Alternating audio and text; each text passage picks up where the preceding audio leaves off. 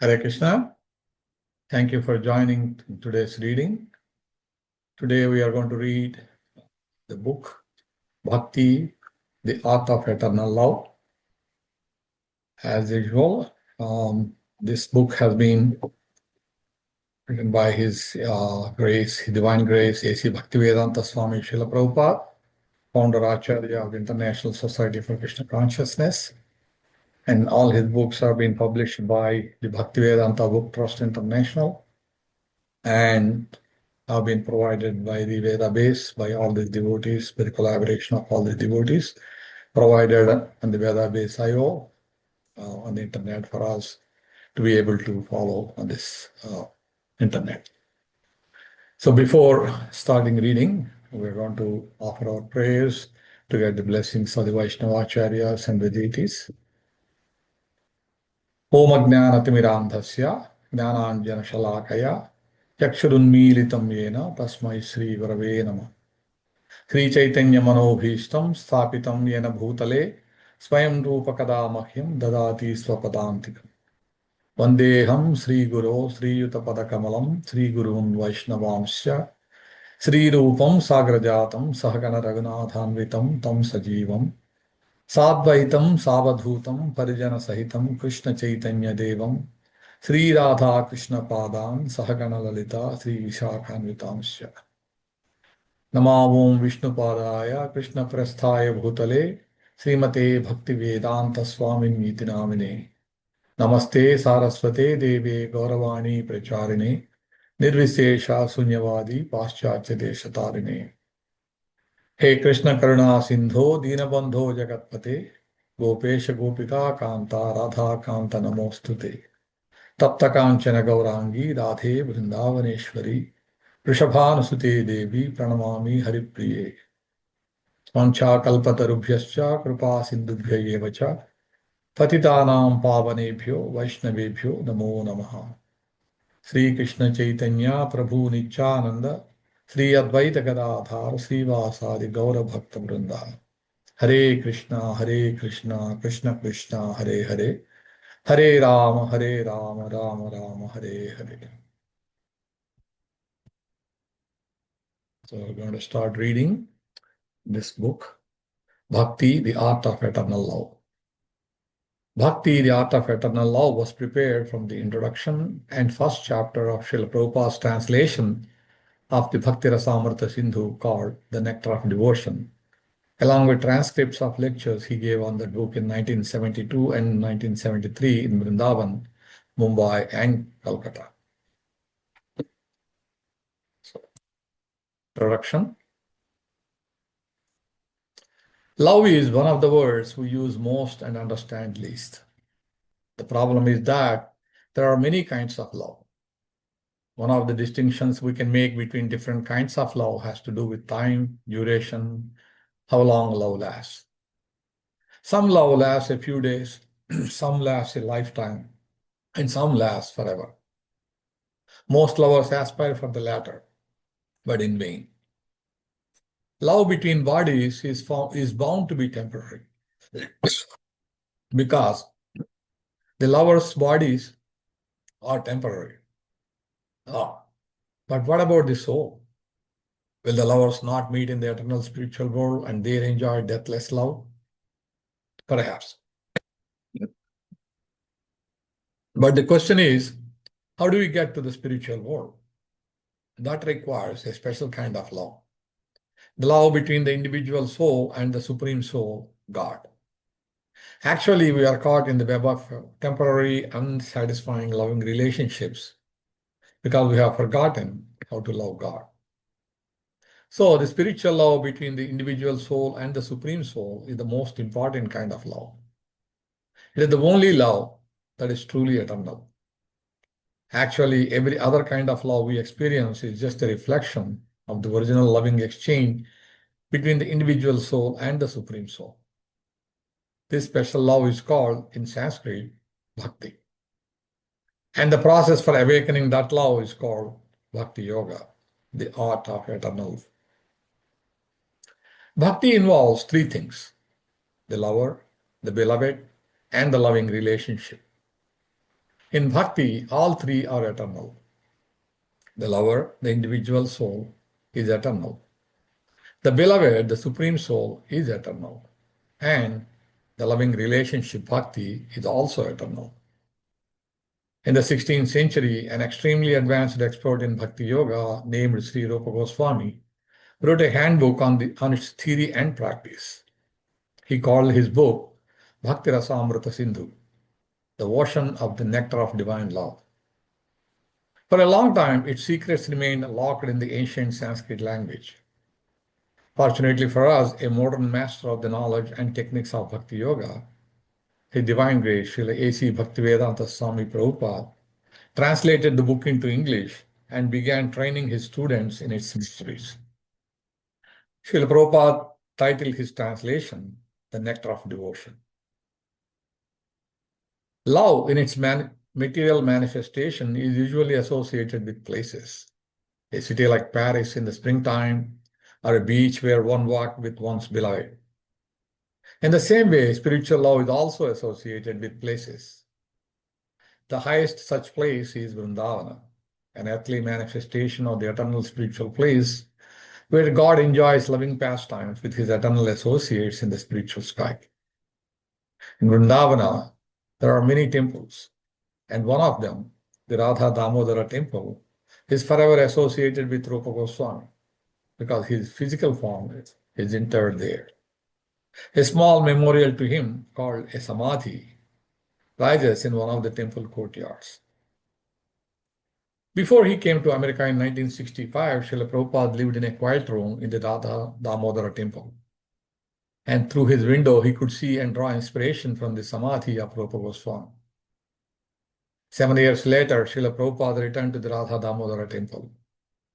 And in the courtyard near Rupa Goswami's samadhi, he gave for his disciples a series of lectures on the nectar of devotion. Selections from those lectures, full of deep spiritual insight into bhakti, have been interwoven with excerpts from the nectar of devotion to form the substance of this book.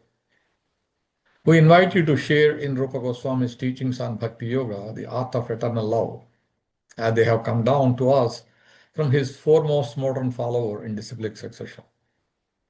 If we can learn to love God through bhakti yoga, then we can learn to love everything and everyone else in the proper way, in the way that will bring us the most happiness, the best happiness, the happiness of eternal love. The editors. What is the nectar of devotion? The nectar of devotion is a summary study of the Bhakti-rasāmṛta-sindhu, which was written in Sanskrit by Śrīla Rupa Goswami Prabhupada.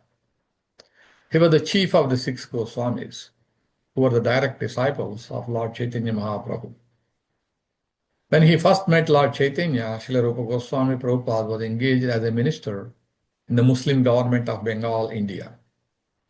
He and his brother Sanatana were then named David Khas and Sakar Malik, respectively, and they held responsible posts as ministers of Nawab Hussain Shah. At that time, 500 years ago, the Hindu society was very rigid, and if a member of the Brahmana caste accepted a position of service under a Muslim ruler, he was at once rejected from Brahmana society. That was the position of the 2 brothers, Dabir Khas and Shakar Malik. They belonged to the highly situated Saraswata Brahmana community, but they were ostracized due to their acceptance of ministerial posts in the government of Hussain Shah. It is the grace of Lord Chaitanya that he accepted these 2 exalted personalities as his disciples and raised them to the position of Goswamis, the highest position of Brahmanical culture. Similarly, Lord Chaitanya accepted Haridas Thakur as his disciple, although Haridas happened to be born of a Muslim family. And Lord Chaitanya later on made him the Ācārya of the chanting of the holy name of the Lord. Hare Krishna, Krishna Krishna, Hare Hare, Hare Rama, Rama Rama, Hare Hare. Lord Chaitanya's principle is universal. Anyone who knows the science of Krishna consciousness and is engaged in the service of the Lord is accepted as being in a higher position than a person born in the family of a Brahmana. That is the original principle accepted by all Vedic literatures, especially by the Bhagavad Gita and Srimad Bhagavatam. The principle of Lord Chaitanya's movement in educating and elevating everyone to the exalted post of a Goswami is taught in the Nectar of Devotion. Lord Chaitanya met the two brothers, the Veer Khas and Shakar Malik, in a village known as Ramakeli in the district of Malda. And after that meeting, the brothers decided to retire from government service and join Lord Chaitanya. The Veer Khas, who was later to become Rupa Goswami, retired from his post and collected all the money he had accumulated during his service. It is described in the Chaitanya Charitamrita that his accumulated savings in gold coins equaled millions of dollars and filled a large boat.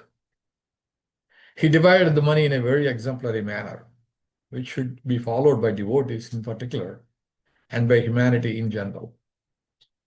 50% of his accumulated wealth was distributed to the Krishna conscious persons, namely the Brahmanas and the Vaishnavas. 25% was distributed to relatives, and 25% was kept against emergency expenditures and personal difficulties. Later on, when Shakar Malik also proposed to retire, the Nawab was very much agitated and put him into jail. But Shakar Malik, who was later to become Srila Sanatana Goswami, took advantage of his brother's personal money, which had been deposited with a village banker, and escaped from the prison of Hussain Shah. In this way, both brothers joined Lord Chaitanya Mahaprabhu. Rupa Goswami later met Lord Chaitanya at Prayag, Allahabad, India, and on the Dashaswamedha wearing hat of that holy city, the Lord instructed him continually for 10 days. The Lord particularly instructed Rupa Goswami on the science of Krishna consciousness. These teachings of Lord Chaitanya to Śrīla Rupa Goswami Prabhupada are narrated in our book, Teachings of Lord Chaitanya. Later, Śrīla Rupa Goswami Prabhupada elaborated the teachings of the Lord with profound knowledge of revealed scriptures and authoritative references from various Vedic literatures. Śrīla Srinivasa-Acārya describes in his prayers to the six Goswamis that they were all highly learned scholars, not only in Sanskrit, but also in foreign languages such as Persian and Arabic. They very scrutinizingly studied all the Vedic scriptures in order to establish the movement of Chaitanya Mahaprabhu on the authorized principles of Vedic knowledge. The present Krishna consciousness movement is also based on the authority of Śrīla Rupa Goswami Prabhupada. We are therefore generally known as Rupanugas, or followers in the footsteps of Śrīla Rupa Goswami Prabhupada. It is only for our guidance that Śrīla Rupa Goswami prepared his book Bhakti-rasāmṛta-sindhu, which is now presented in the form of the Nectar of Devotion. What is Bhakti? Bhakti means devotional service. Every service has some attractive feature that drives the servitor progressively on and on. Every one of us within this world is perpetually engaged in some sort of service. And the impetus for such service is the pleasure we derive from it. Driven by affection for his wife and children, a family man works day and night. A philanthropist works in the same way for love of the greater family, and a nationalist for the cause of his country and countrymen. That force which drives the philanthropist, the householder, and the nationalist is called rasa, or a kind of mellow relationship, whose taste is very sweet. Bhakti rasa is a mellow different from the ordinary rasa enjoyed by mundane workers. Mundane workers labor very hard day and night in order to relish a certain kind of rasa that is understood as sense gratification. The relish or taste of the mundane rasa does not long endure, and therefore mundane workers are always apt to change their position of enjoyment. A businessman is not satisfied by working the whole week. Therefore, wanting a change for the weekend, he goes to a place where he tries to forget his business activities. Then, after the weekend is spent in forgetfulness, he again changes his position and resumes his actual business activities. Material engagement means accepting a particular status for some time and then changing it. This position of changing back and forth is technically known as bhogatya, which means a position of alternating sense enjoyment and renunciation. A living entity cannot steadily remain either in sense enjoyment or in renunciation. Change is going on perpetually, and we cannot be happy in either state because of our eternal constitutional position. Sense gratification does not endure for long, and it is therefore called chapala sukha, or flickering happiness. For example, an ordinary family man who works very hard day and night and is successful in giving comfort to the members of his family, thereby relishes a kind of mellow. But his whole advancement of material happiness immediately terminates, along with his body, as soon as his life is over. Death is therefore taken as the representative of God for the atheistic class of men. The devotee realizes the presence of God by devotional service, whereas the atheist realizes the presence of God in the shape of death. At death, everything is finished, and one has to begin a new chapter of life in a new situation, perhaps higher or lower than the last one. In any field of activity, political, social, national, or international, the result of our actions will be finished with the end of life. That is sure. Bhakti rasa, however, the mellow relish in the transcendental loving service of the Lord, does not finish with the end of life. It continues perpetually and is therefore called amrita, that which does not die but exists eternally. This is confirmed in all Vedic literatures. The Bhagavad Gita says that a little advancement in bhakti rasa can save the devotee from the greatest danger, that of missing the opportunity to be a human being in the next life. The rasas derived from our feelings in social life, in family life, or in the greater family life of altruism, philanthropy, nationalism, socialism, communism, etc., do not guarantee that one's next life will be as a human being. We prepare our next life by our actual activities in the present life. A living entity is offered a particular type of body as a result of his action in the present body. These activities are taken into account by a superior authority known as Daiva, or the authority of God. This Daiva is explained in the Bhagavad Gita as the prime cause of everything. And in Srimad Bhagavatam it is stated that a man takes his next body by Daiva Netrena, which means by the supervision of the authority of the Supreme. In an ordinary sense, Daiva is explained as destiny. Daiva supervision gives us a body selected from 8,400,000 forms. The choice does not depend on our selection, but is awarded to us according to our destiny. If our body at present is engaged in the activities of Krishna consciousness, then it is guaranteed that we will have at least a human body in our next life. A human being engaged in Krishna consciousness, even if unable to complete the course of Bhakti Yoga, takes birth in the higher divisions of human society, so that he can automatically further his advancement in Krishna consciousness. Therefore, all bona fide activities in Krishna consciousness are amrita, are permanent. This is the subject matter of the Nectar of Devotion. Benefits of Bhakti. This eternal engagement in Bhakti Rasa can be understood by a serious student upon studying the Nectar of Devotion. Adoption of Bhakti Rasa or Krishna consciousness will immediately bring one to an auspicious life free from anxieties and will bless one with transcendental existence, thus minimizing the value of liberation. Bhakti Rasa itself is sufficient to produce a feeling of liberation because it attracts the attention of the Supreme Lord, Krishna. Generally, neophyte devotees are anxious to see Krishna or God, but God cannot be seen or known by our present materially blunt senses. The process of devotional service, as it is recommended in the Nectar of Devotion, will gradually elevate one from the material condition of life to the spiritual status, wherein the devotee becomes purified of all designations. The senses can then become uncontaminated, being constantly in touch with Bhakti Rasa. When the purified senses are employed in the service of the Lord, one becomes situated in Bhakti Rasa life, and any action performed for the satisfaction of Krishna in this transcendental Bhakti Rasa stage of life can be relished perpetually. When one is thus engaged in devotional service, all varieties of rasas or mellows turn to eternity. In the beginning, one is trained according to the principles of regulation under the guidance of Acārya or spiritual master. And gradually, when one is elevated, devotional service becomes automatic and spontaneous eagerness to serve Krishna. There are 12 kinds of rasas, which are explained in the Nectar of Devotion.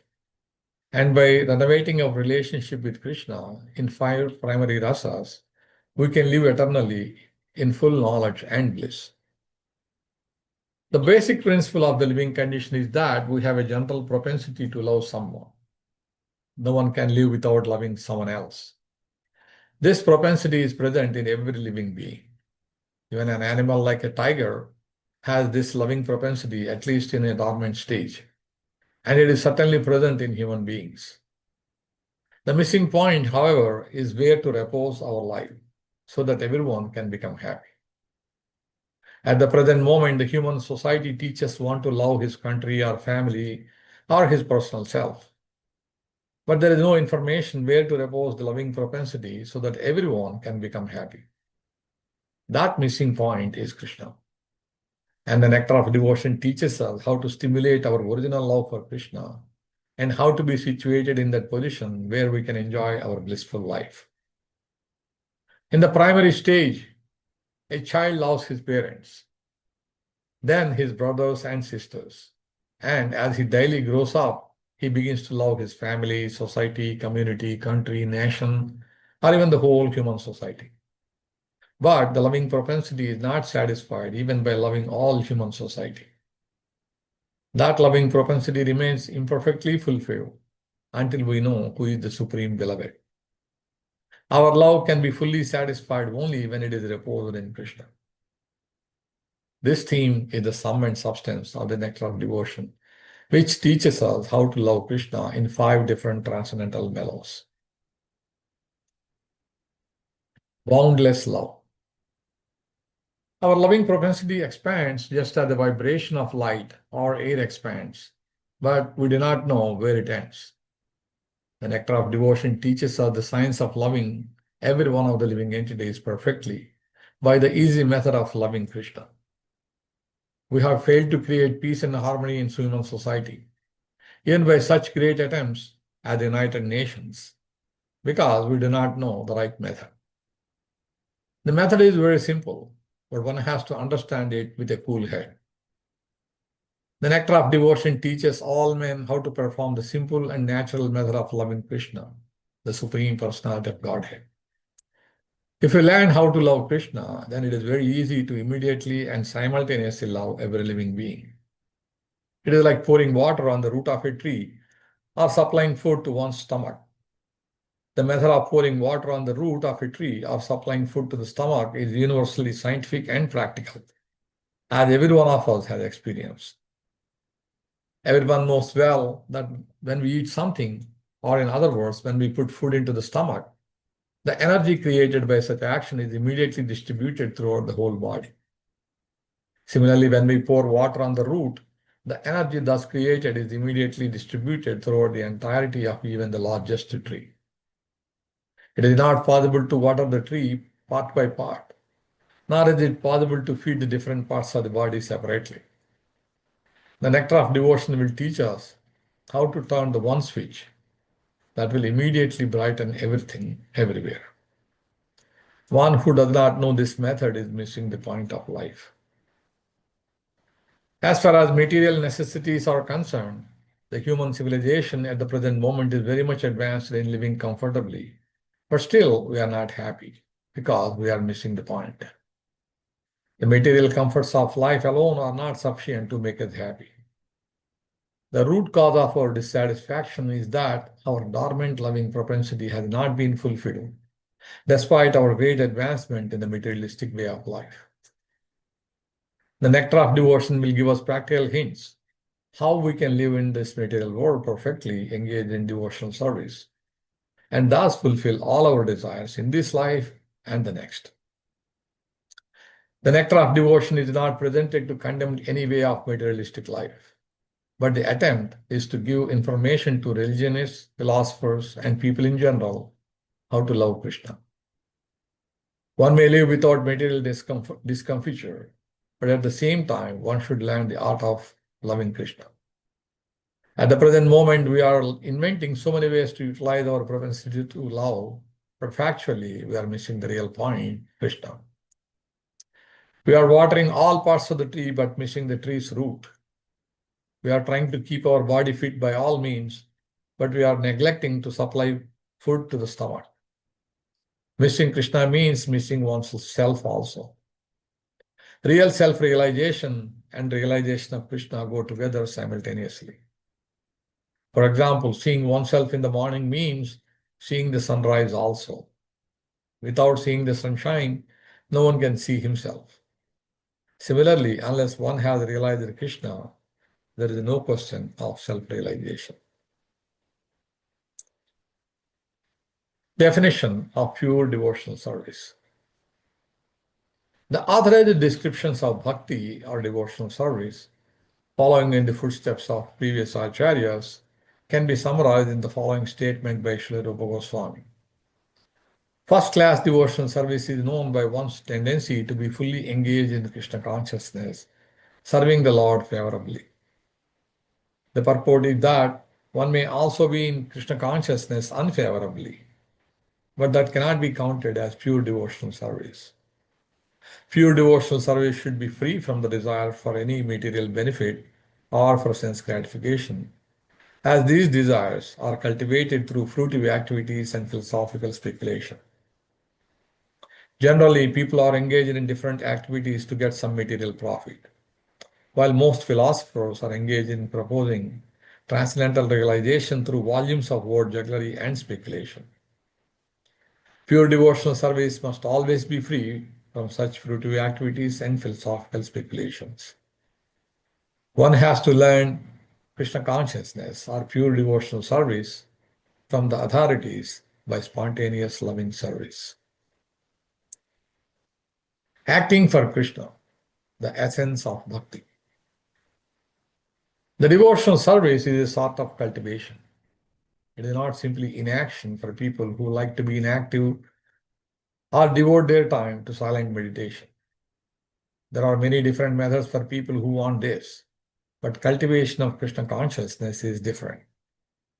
The particular word used by Śrīla Rupa Goswami in this connection is anushilana, or cultivation by following the predecessor or teachers, acharyas. As soon as we say cultivation, we must refer to activity. Without activity, consciousness alone cannot help us. All activities may be divided into two classes. One class may be for achieving a certain goal, and the other might be for avoiding some unfavorable circumstance. In Sanskrit, these activities are called pravrutti and nivrutti, positive and negative action. There are many examples of negative action. For instance, a diseased person has to be cautious and take medicine in order to avoid making his illness worse. Those who are cultivating spiritual life and executing devotional service are always engaged in activity. Such activity can be performed with the body or with the mind. Thinking, feeling, and willing are all activities of the mind. And when we will to do something, the activity comes to be manifest by the gross bodily senses. Thus, in our mental activities, we should always try to think of Krishna and try to plan how to please him, following in the footsteps of the great acharyas and the personal spiritual master. There are activities of the body, activities of the mind, and the activities of speech. A Krishna conscious person engages his words in preaching the glories of the Lord. This is called kirtana. And by his mind, a Krishna conscious person always thinks of the activities of the Lord, as he is speaking on the battlefield of Kurukshetra or engaged in his various pastimes in Vṛndāvana with his devotees. In this way, one can always think of the activities and pastimes of the Lord. This is the mental culture of Krishna consciousness. Similarly, we can offer many services with our bodily activities, but all such activities must be in relationship with Krishna. This relationship is established by connecting oneself with the bona fide spiritual master, who is the direct representative of Krishna in disciplic succession. Therefore, the execution of Krishna conscious activities with the body should be directed by the spiritual master and then performed with faith. The connection with the spiritual master is called initiation. From the date of initiation by the spiritual master, the connection between Krishna and a person cultivating Krishna consciousness is established. Without initiation by a bona fide spiritual master, the actual connection with Krishna consciousness is never performed. This cultivation of Krishna consciousness is not material. The Lord has three general energies, namely the external energy, the internal energy, and the marginal energy. The living entities are called marginal energy, and the material cosmic manifestation is the action of the external or material energy. Then there is the spiritual world, which is the manifestation of the internal energy. The living entities who are called marginal energy perform material activities when acting under the inferior external energy. And when they engage in activities under the internal spiritual energy, their activities are called Krishna conscious. This means that those who are great souls or great devotees do not act under the spell of the material energy, but act instead under the protection of the spiritual energy. Any activities done in devotional service or in Krishna consciousness are directly under the control of the spiritual energy. In other words, energy is a sort of strength, and this strength can be spiritualized by the mercy of both the bona fide spiritual master and Krishna. In the Chaitanya Charitamrita by Krishnadas Kaviraj Goswami, Lord Chaitanya states that it is a fortunate person who comes in contact with the bona fide spiritual master by the grace of Krishna. To one who is serious about the spiritual life, Krishna gives the intelligence to come in contact with the bona fide spiritual master. And then by the grace of the spiritual master, one becomes advanced in Krishna consciousness. In this way, the whole jurisdiction of Krishna consciousness is directly under the spiritual energy, Krishna and the spiritual master. Definition of a pure devotee. The definition of a pure devotee as given by Rupa Goswami in his Bhakti-rasāmṛta-sindhu can be summarized thus: his service is favorable and is always in relation to Krishna. In order to keep the purity of such Krishna conscious activities, one must be freed from all material desires and philosophical speculation. Any desire except for the service of the Lord is called material desire. And philosophical speculation refers to the sort of speculation which ultimately arrives at a conclusion of voidism or impersonalism. This conclusion is useless for a Krishna conscious person. Only rarely by philosophical speculation can one reach the conclusion of worshipping Vasudeva or Krishna. This is confirmed in the Bhagavad Gita itself. The ultimate end of philosophical speculation then must be Krishna, with the understanding that Krishna is everything, the cause of all causes, and that one should therefore surrender unto him. If this ultimate goal is reached, then philosophical advancement is favorable. But if the conclusion of philosophical speculation is voidism or impersonalism, that is not bhakti. Karma or fruitive activity is sometimes understood to consist of ritualistic activities. There are many persons who are very much attracted by the ritualistic activities described in the Vedas. But if one becomes attracted simply to ritualistic activities without understanding Krishna, his activities are unfavorable to Krishna consciousness. Actually, Krishna consciousness can be based simply on hearing about Krishna, chanting about him, remembering him, etc. The Srimad Bhagavatam describes 9 different processes, besides which everything done is unfavorable to Krishna consciousness. Śrīla Rupa Goswami has also quoted a definition from the Narada Pancharatra as follows: one should be free from all material designations and by Krishna consciousness must be cleansed of all material contamination. He should be restored to his pure identity, in which he engages his senses in the service of the proprietor of the senses.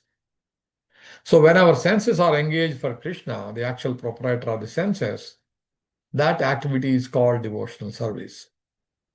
In our conditioned state, our senses are engaged in serving the bodily demands.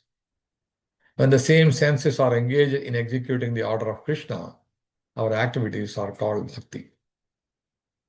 As long as one identifies himself as belonging to a certain family, a certain society, or a certain nation, he is said to be covered with designations.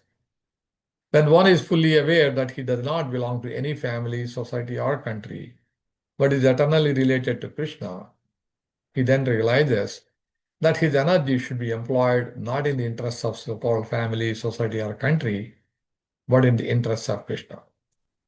This is purity of purpose and a platform of pure devotional service in Krishna consciousness. 6 features of pure bhakti.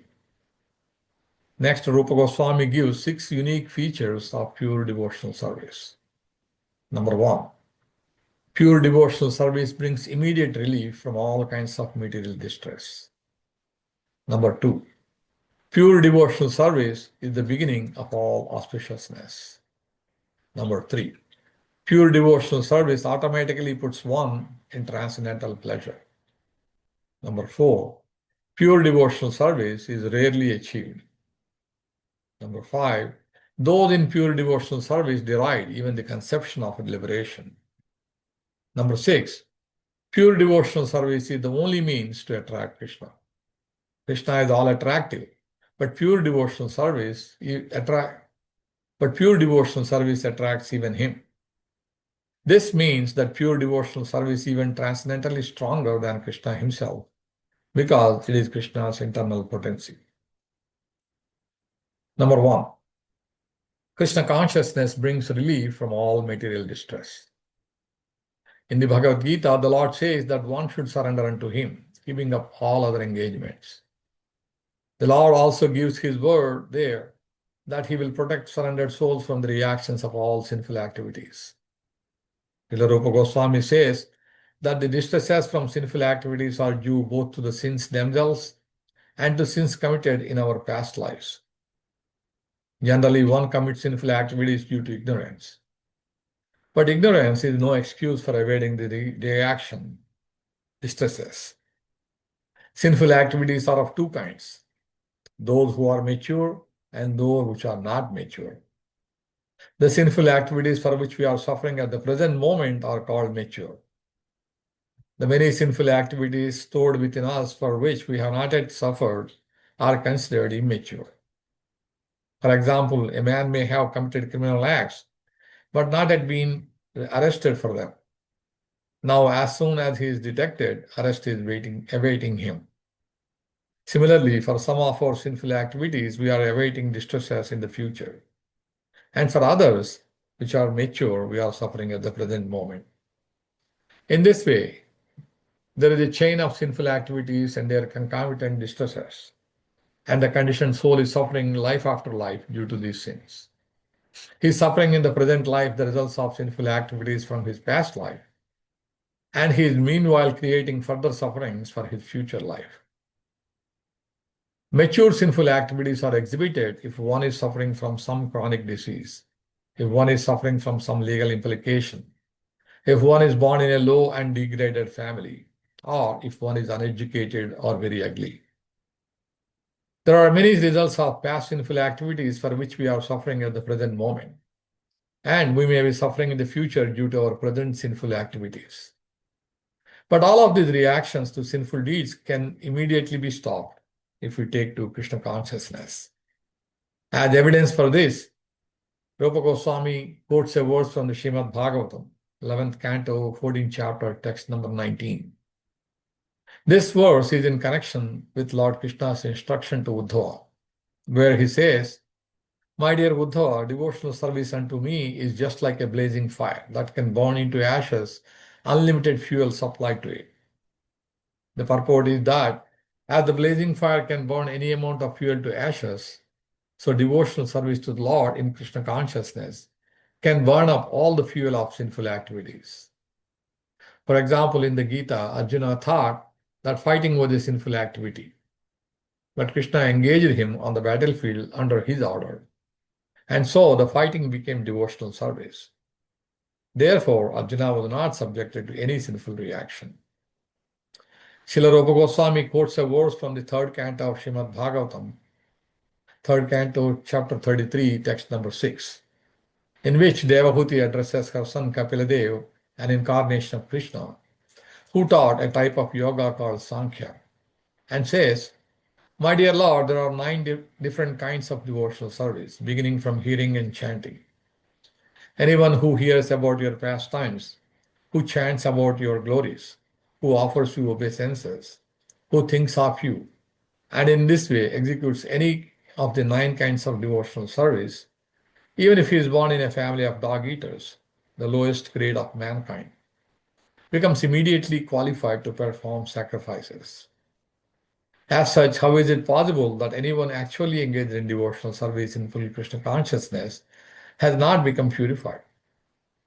It is not possible. One who is engaged in Krishna consciousness and devotional service has without doubt become freed from all contaminations of material sinful activities. Devotional service therefore has the power to actually nullify all kinds of reactions to sinful deeds. A devotee is nevertheless always alert not to commit any sinful activities. This is his specific qualification as a devotee. Thus, the Srimad Bhagavatam states that by performing devotional service, a person who was born even in a family of dog-eaters may become eligible to take part in the performance of the ritualistic ceremonies recommended in the Vedas. It is implicit in this statement that a person born into a family of dog-eaters is generally not fit for performing yajna or sacrifice. The priestly caste in charge of performing these ritualistic ceremonies recommended in the Vedas is called the Brahmana order. Unless one is a Brahmana, he cannot perform these ceremonies. A person is born in a Brahmana family or in a family of dog-eaters due to his past activities. If a person is born in a family of dog-eaters, it means that his past activities were all sinful. But even such a person takes to the path of devotional service and begins to chant the holy names of the Lord, Hare Krishna, Krishna Krishna, Hare Hare, Hare Rama, Rama Rama, Hare Hare, he is at once fit to perform the ritualistic ceremonies. This means that his sinful reactions have immediately become neutralized. It is stated in the Padma Purana that there are 4 kinds of effects due to sinful activities, which are listed as follows. Number 1, the effect which is not yet fructified. Number 2, the effect which is lying as seed. Number 3, the effect which is already mature. And 4, the effect which is almost mature. It is also stated that all these 4 effects become immediately vanquished for those who surrender unto the Supreme Personality of Godhead Vishnu and become engaged in his devotional service in full Krishna consciousness. Those effects, described as almost mature, refer to the distress from which one is suffering at present. And the effects lying as seed are in the core of the heart, where there is a certain stock of sinful desires, which are like seeds. The Sanskrit word kotam means that they are almost ready to produce the seed or the effect of the seed. An immature effect refers to the case where the seedling has not begun. From this statement of Padma Purana, it is understood that the material contamination is very subtle. Its beginning, its fruition and results, and how one suffers such results in the form of distress are part of a great chain. When one catches some disease, it is often very difficult to ascertain the cause of the disease, where it originated, and how it is maturing. The suffering of a disease, however, does not appear all of a sudden. It actually takes time. And as in the medical field, for precaution's sake, the doctor injects a vaccination to prevent the growing of contamination. The practical injection to stop all the fructifications of the seeds of our sinful activities is simply engagement in Krishna consciousness. So thus end the book, the Bhakti, the Art of Eternal Love. Thank you very much for joining in this reading. And we hope that you'll be able to join us in the next reading as well. Hare Krishna. Thank you very much.